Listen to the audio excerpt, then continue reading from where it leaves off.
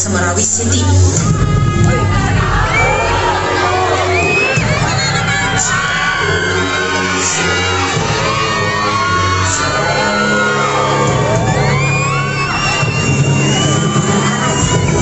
Ang presidente nakatitig lang sa mga lalaking nakaitim. Ang iba, sige lang sa pagbiyahe.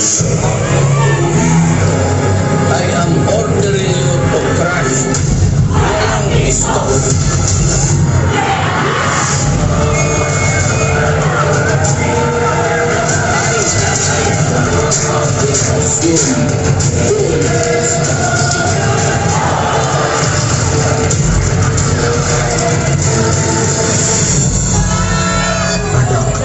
Babalik na si Papa sa Marawi.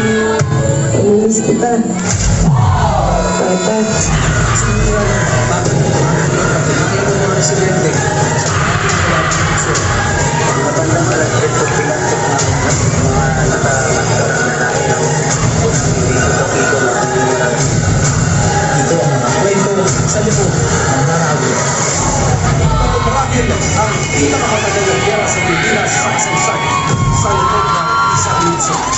Sasaksihan natin ang malastaan ng mga pagkakas ng ating mga sundan.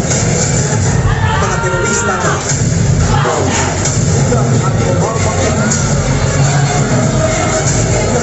nagtatanong na kung hindi ang kahayaan ng lamang kalamat ako sa baklaan. Itigil na ang ingay. Tama na ang tutuan. Itigil na ang tibaran. I will not talk anymore kasi marami na ang soldado.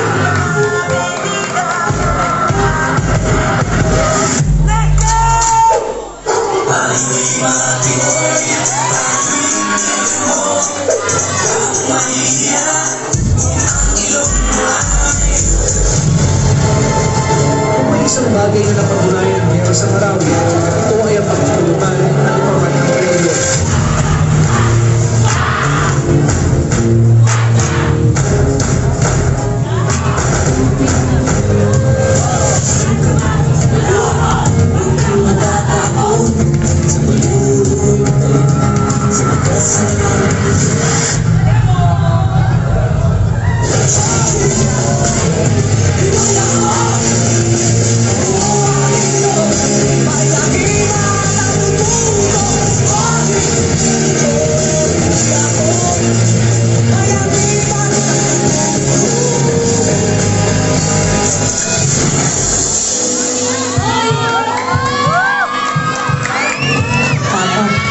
Sinulat ko po para sabihin bukas po ay makakagraduate na po ako.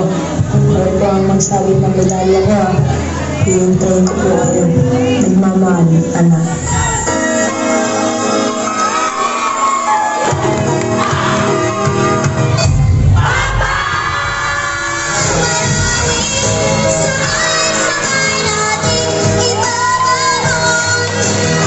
Lumangon ka pa.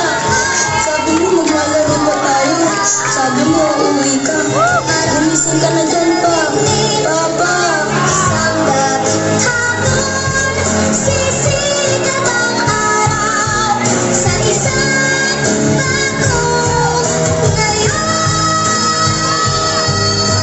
Itigil na ang digmaan. Tama na ang nabalik. Nangyaring mangunod sa Marawi ay ato lang makasalit. Tapos na ang digmaan. Ang digmaan matagal nang naghihiwalay sa magkati ng dulong nag-aaway.